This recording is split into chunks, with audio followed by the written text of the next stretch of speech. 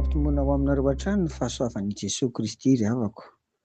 Amen. Nandeha hivavaka isika. Misaotra anao izay tompo fa tratra izao faran'ny volana martsa izao. Raha mijery ny nataonao tamin'ny fiainana izay nanomboka tamin'ny voalohan'ny volana ka hatramin'ny anio, dia resy lahatra fa ny tananao no mikarakara ny hatsemporim-piainanay ary ny sandronao no niaro anay tamin'ny anaran'i Jesosy Kristy ary ny masonao dia mitsinjo anay foana.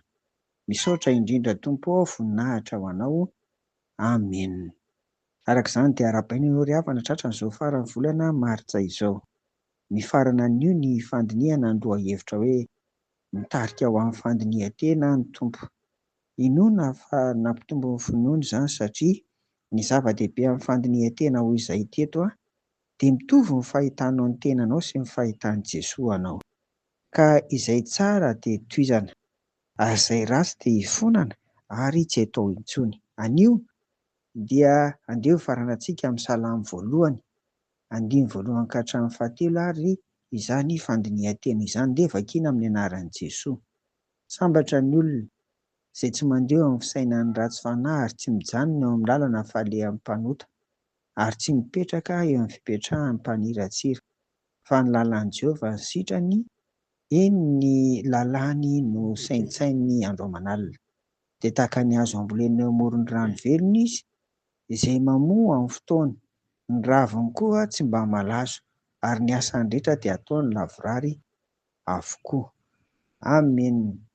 Tsarovy ary ry havana fa isan'andro dia misy hery roa miady ao anatintsika ao izany. Dia ao ny hery voalohany izay herin'ny ratsy, ambarany eto hoe fisainan'ny ratsy fanahy tao amin'ny andininy voalohany izany, izany hoe ny torohevitry ny ratsy fanahy, dia koa mbola teneniny lalana falehan'ny mpanota, ary farany ny fipetrahan'ny mpaniratsira.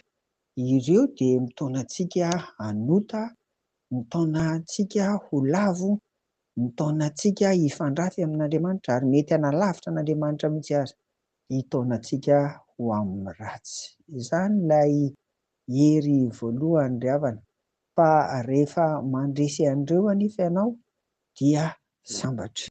Ny hery faharoa dia ny asan'ny fanahy masina, izay mitaona antsika handà tsy hanaiky an'ireo, ary indrindra ny atao an-tsaina dia ambaran'io amin'ny andininy faharoa hoe ny lalàny no saintsainina andro aman'alina. Izany no mahatonga antsika ry havana mamaky baiboly isan'andro, ary mamaky baiboly sady mandinika ihany koa hoe ahoana ny ainana an'izany ilay soratra masina vakiana isan'andro izany. Izany no mitondra fahasambarana, ary izay ilay hery faharoa izany, herin'ny fanahy masina io, izay avelantsika hanjaka eo amin'ny fiainantsika fa zava-dehibe ny vokany, zava-dehibe eo amin'ny ho avy amin'ny fiainantsika ny vokany. Dia tsy inona akory fa ilay vokatra izany na endrika izany atao hoe fahasambarana izany. Hoy ny andininy 7, dia tahaka ny hazo ambolena eo amoron'ny rano velona izy, izay mamoa amin'ny fotoana, ary ny raviny koa tsy mba malazo, ary ny asany rehetra dia ataony lavorary avokoa. Raha fitininy izany dia izao, ao amin'ny fahatsarana tanteraka araka ny sidrak'Andriamanitra ianao.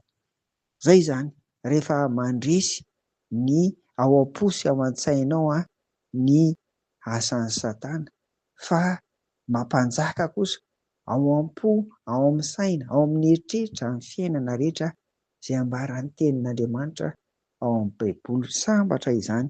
Hitantsika eto fa hoe azo ambolena eo amoron'ny rano velona, tena milenodenoka anie izany, maitso, tsara. Izany hoe raha jerena izany dia tena tsara. Misy bokany teneniny hoe mamoa amin'ny fotoana, ary na inona na inona mety hafanana zavatra ety ivelany dia ambaran'io fa tsy malazo e. Ary indrindra koa ny asany rehetra hoy izy dia ataony lavorary avokoa ry havako. Irina, ary tena irina ho antsika izay tonga tamin'ny fandinihan-tena izany tenin'Andriamanitra izany, ary mahery eza fa mbola misy ezaka maro tokony atao amin'ny fiainana araka ny bitsiky ny fanahy ao anatinao ary, dia samy tahian'Andriamanitra ry havana. Amen. Ny vavaka sika indreto ary izay tompo, misaotra anao amin'izay nataonao tamin'ny fiainanay, fa te mba hanana fahasambarana izay, koa aingany handresy ny herin'ilay ratsy izay. fa isaintsaina ny teninao mandrakariva kosa mba hanahanay fahasambarana tanteraka rehefa avy nandiny teny, amin'ny anaran'i Jesoa. Amen. Ho aminareo ny fiadanan'i Jesoa ry havako. Amen.